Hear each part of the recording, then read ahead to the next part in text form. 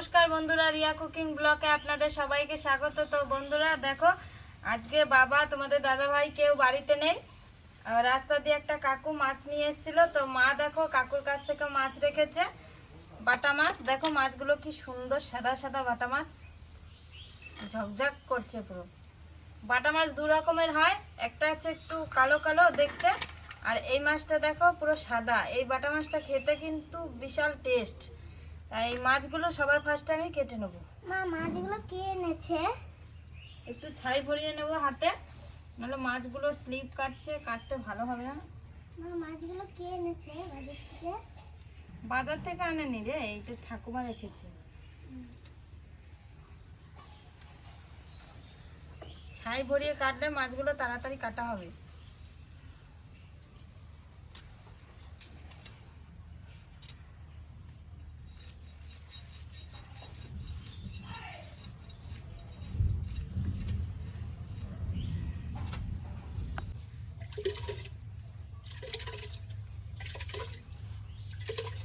বৌমা মাছ কাটতে কাটতে ওইদিকে আমি ভাতটা বসিয়ে দিলাম, তা করতে করতে আমার ভাতটা হয়ে যাবে।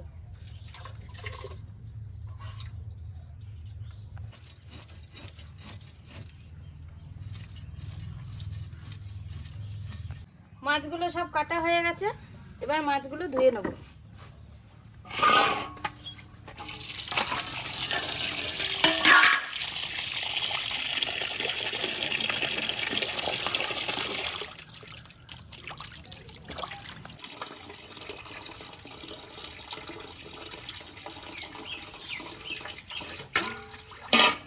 মাছগুলো সব ধোয়া হয়ে গেছে, মাছটা ধুয়ে নিয়ে চলে এসেছি।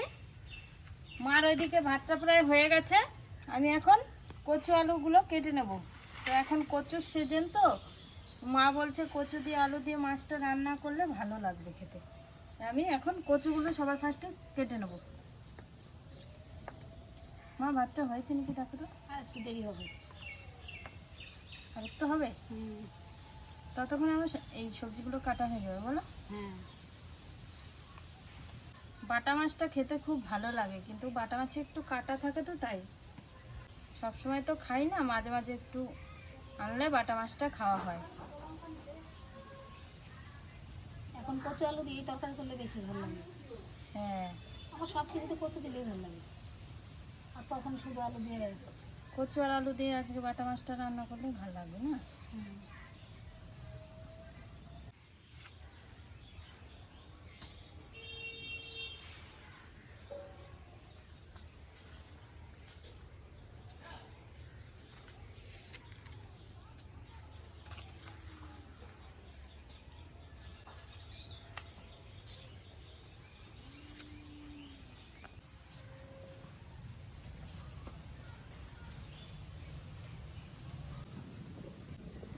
বর্ষার কচু না মা, কচুগুলো না নষ্ট হয়ে গেছে। বলো, দেখো ভালো কচু কাটার পরে কালো হয়ে গেছে ভিতরে।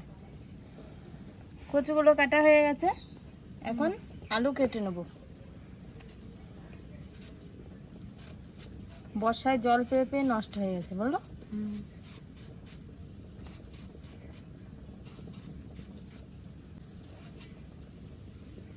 ক পিস করবো? 4 পিস।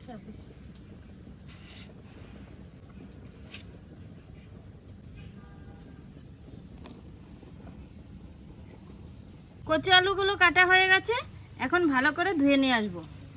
মার ভাতটা রান্না করা হয়ে গেছে, আমি কচু আলুগুলো ধুয়ে নিয়ে চলে এসেছি। এখন কড়াইটা চাপিয়ে দেবো। কড়াইটা চাপিয়ে দিয়েছি, কড়াইটা একটু গরম হতে থাকবে। কড়াই গরম হয়ে গেছে, এবার মাছ ভাজার জন্য কড়াইতে তেল দিয়ে দেবো। তেল দিয়ে দিয়েছি, তেলটা গরম হতে হতে আমি এইদিকে মাছে লবণ হলুদটা মাখিয়ে নেব। লবণ দিয়ে দিয়েছি, হলুদ দিয়ে দিয়েছি, এবার মাছটা মাখিয়ে নেব। লবণ হলুদ দিয়ে মাছটা ভালো করে মাখিয়ে নিয়েছি। এদিকে কড়াইতে তেলটা গরম হয়ে গেছে, একটু নেড়ে চেড়ে মাছগুলোকে ভেজে নেব।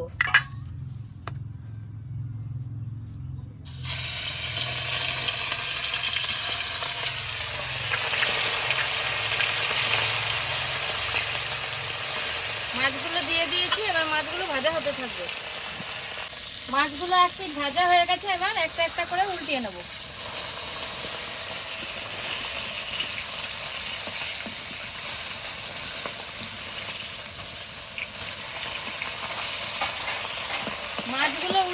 দিয়েছি, মাছগুলো একটু ভাজা হতে থাকবে।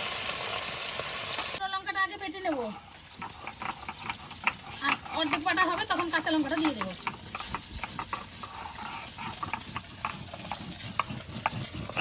মাছগুলো ভাজা হয়ে গেছে, এবার নামিয়ে নেব। মাছগুলো নামিয়ে নিচ্ছি, বাকি মাছগুলো এভাবে ভেজে নেব।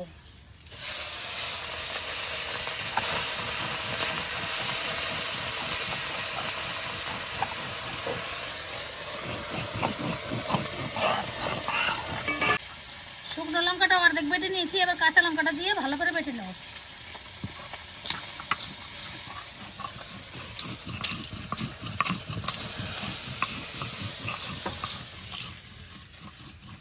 মাছগুলো সব ভাজা হয়ে গেছে।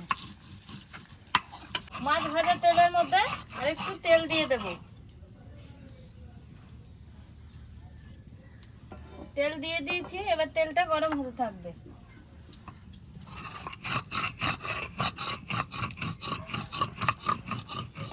তেলটা গরম হয়ে গেছে, এবার কচু আলুটা তেলের মধ্যে দিয়ে দেব। কচু আলুটা দিয়ে দিয়েছি, এবার সামান্য একটু লবণ দিয়ে দেবো। লবণ দিয়ে দিয়েছি, একটু নেড়ে চেড়ে ভেজে নেবো কচু আলুটাকে।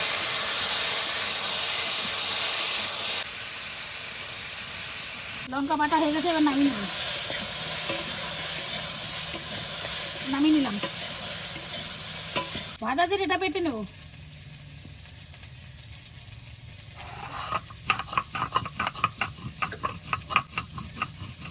কচু আলুটা লাল লাল করে ভেজে নিয়েছি, এরপরে বাটা মশলাটা দিয়ে দেব। এখানে আছে কাঁচা লঙ্কা, শুকনো লঙ্কা বাটা। কাঁচা লঙ্কা শুকনো লঙ্কা বাটাটা দিয়ে দেব। কাঁচা লঙ্কা শুকনো লঙ্কা বাটাটা দিয়ে দিয়েছি, এরপরে একটু হলুদ দিয়ে দেব। হলুদ দিয়ে দিয়েছি, একটু নেড়ে চেড়ে কষিয়ে নেব।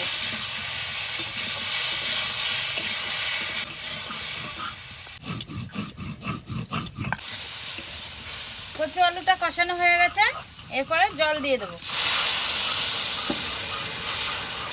জল দিয়ে দিয়েছি, একটু নেড়ে চেড়ে দিয়ে তরকারিটা একটু জাল হতে থাকবে। হয়ে গেছে, এখন নামিয়ে নেব। নামিয়ে নিলাম।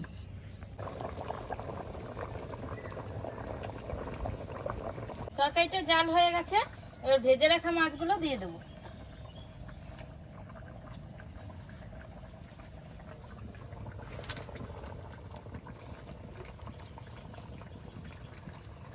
মাছগুলো দিয়ে দিয়েছি, একটু নেড়ে চেড়ে তরকারিটা নামিয়ে নেব।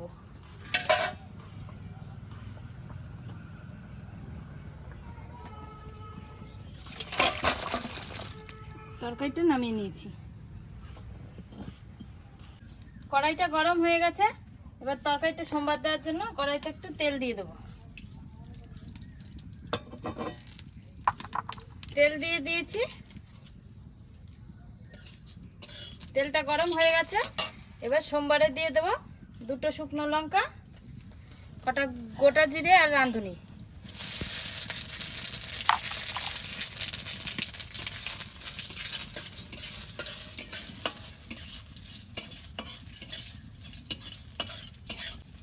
ফোড়ন দিয়ে দিয়েছি, এবার তরকারিটা সোমবার দিয়ে দেবো।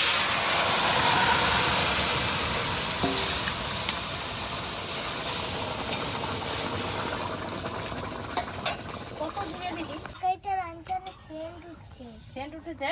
হ্যাঁ, কিসের সেন্ট বলো তো? মাছের। বোকা মেয়ে, রাঁধুনি সোমবার দিয়েছি না, সেই সেন্টটা উঠছে। তরকারিটা হয়ে গেছে, এখন ভাজা জিরে বাটাটা দিয়ে দেবো। জিরে বাটাটা দিয়ে দিয়েছি, তরকারিটা একটু জাল দিয়ে নেবো, তাহলেই হয়ে যাবে।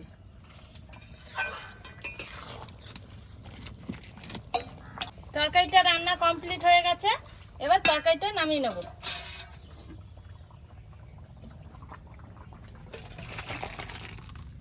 তরকারিটা নামিয়ে নিয়েছি। তরকারিটা রান্না করা হয়ে গেছে। মা এদিকে খেরোটা কেটে রেখেছিল, খেরো আর কাঁচা লঙ্কা কেটে দিয়েছে।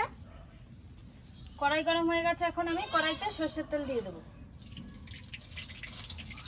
তেল দিয়ে দিয়েছি, এখন আমি খেরো ঝালিটা রান্না করে নেব।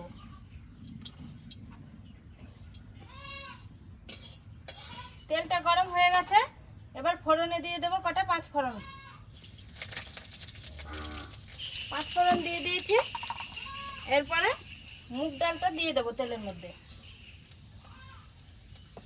মুগ ডাল দিয়ে দিয়েছি। মুগ ডালটাকে নেড়ে চেড়ে একটু হালকা লাল লাল করে ভেজে নেব।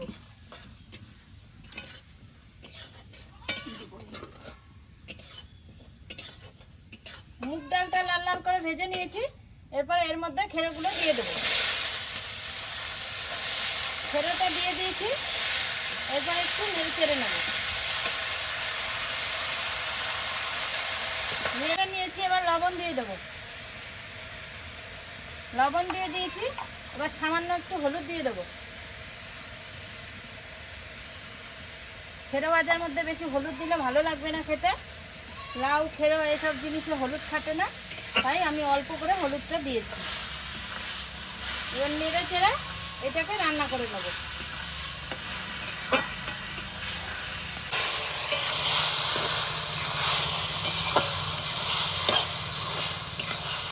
ঝালিটা রান্না করা কমপ্লিট হয়ে গেছে, এবার নামিয়ে নেব।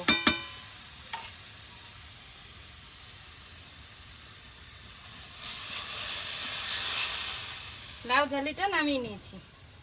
রান্না বান্না কমপ্লিট হয়ে গেছে, ভাত বেড়ে নিয়ে খেতে বসে পড়েছি। তো খেরা ঝালিটা দিয়ে খেয়ে নেব।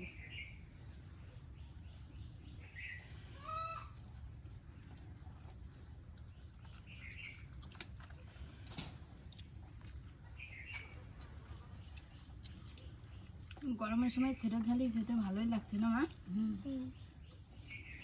এই গরমে তো খেরো লাউ এসব জিনিসই ভালো লাগে।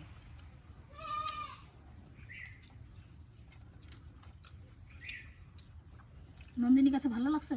দারুণ লাগছে। দারুণ লাগছে। মাখাতে পারছিস না? মাখিয়ে দেবো।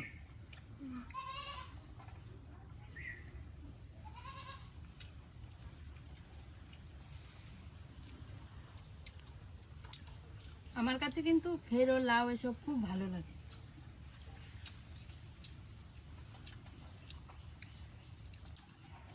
খেরো ঝালি দিয়ে খাওয়া হয়ে গেছে, এবার কচু আলুর তরকারি দিয়ে খেয়ে নেব।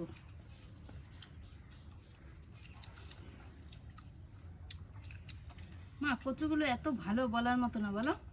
এই দেখো মোমের মতো গলেছে। ধলি কচু কদিন বিহারি কচু কম গলছে, কিন্তু ধলি কচুটা খাইতে টেস্ট বেশি।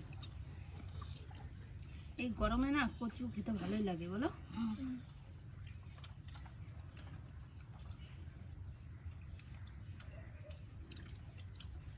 বাটা মাছটাও খুব ভালো।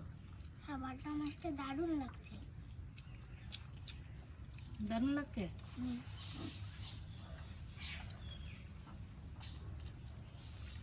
রান্নাটা ভালো হয়েছে বাবা? আস্তে আস্তে ছাড়া, নাহলে কাটা লাগবে। তো বন্ধুরা, আপনারাও বাড়িতে একদিন রান্না করে খেয়ে দেখুন, বাটা মাছ দিয়ে কচু আলু দিয়ে তরকারি। আমরা খেলাম, খুব ভালো লাগলো। তো আশা করি আপনারাও রান্না করে খেয়ে দেখবেন, খুব ভালো লাগবে। আজকের মতো ভিডিওটি এখানেই শেষ।